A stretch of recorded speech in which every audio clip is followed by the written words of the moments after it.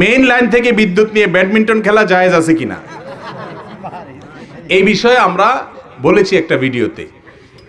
Main line থেকে বিদ্যুতের line টেনে যদি ব্যাডমিন্টন খেলেন যুবক ভাইরা, ভালো করে শুনেন, হারাম। শুধু হারাম না, আপনি একজনের পকেট কেটে তার মানিব্যাগ নিয়ে গেলে যেরকম চুরি করার গুনাহ হবে, মেইন লাইন থেকে বিদ্যুৎ নিয়ে যদি আপনি ব্যাডমিন্টন খেলেন শীতের দিনে, তাহলে গুনাহটা তার চাইতে অনেক ডেঞ্জারাস হবে। কেন জানেন? কারণ এই বিদ্যুতের মালিক কে? সবাই, অনেক মানুষ, জনগণ। তো অনেক মানুষের অধিকার আপনি নষ্ট করলেন, কিয়ামতের ময়দানে কতজনের কাছে জবাবদিহি করবেন? সাবধান।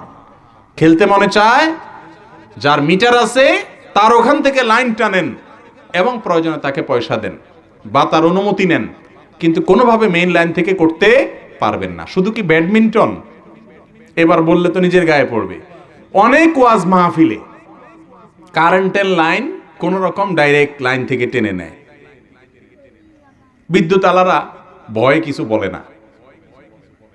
মাহফিলের বিদ্যুৎ যদি আবার কিছু বলে, পাবলিক খেপে গেলে আরেক মুসিবত। এইটার নাম হলো ভদ্রভাবে ডাকাতি। ইসলামের নামে ডাকাতি করা জায়েজ আছে? আপনি মাহফিলের জন্য বিদ্যুৎ ব্যবস্থা করবেন, সেটাও অবশ্যই আপনাকে বিল দেওয়ার ব্যবস্থা করতে হবে। মন গড়াভাবে করতে পারবেন না। ইসলামের নামে চুরি করা জায়েজ আছে নি? জায়েজ নেই।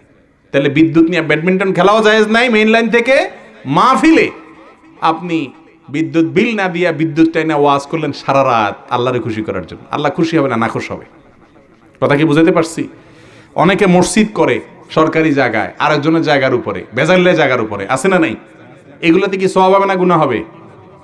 2 নম্বর লাইন দিয়া মসজিদ চলে, মাদ্রাসা চলে, ওয়াজ মাহফিল চলে, শুধু যুবকদের দোষ দিয়া লাভ আছে ব্যাডমিন্টন খেলার? আমরা মুরব্বীরাও বুড়াদেরকেও দেখি, অনেকেই হুজুররাও করি আমরা। হারাম, সবার জন্য হারাম। জি। বনের জমি দিতে হবে কিনা? বাহ, বনের জমি দিতে হবে কিনা মানে, বনের জমি যদি না দেন তাহলে গুনাহ তো হবে ডবল। বনের জমি না মাইরা রাস্তায় যদি দাঁড়ায়া ছুরি নিয়া ডাকাতি করেন, সিএনজি থামায়া, অটো থামায়া, বাস থামায়া, রিক্সা ভ্যান থামায়া যদি মানুষ থেকে সারা রাত ডাকাতি করেন, যে পরিমাণ গুনাহ হবে, বনের বাপমার সম্পত্তিতে যে ভাগ আছে সেটা না দিলে গুনাহ তার চেয়ে বেশি হবে। কেন বেশি হবে জানেন? কারণ এটা আত্মীয়। অন্য মানুষের হক নষ্ট করলে একটা গুনাহ, আর এখানে হক নষ্ট করলে ডবল গুনাহ। এক তো হক নষ্ট করলেন, আবার আত্মীয়র ক্ষতি করলেন।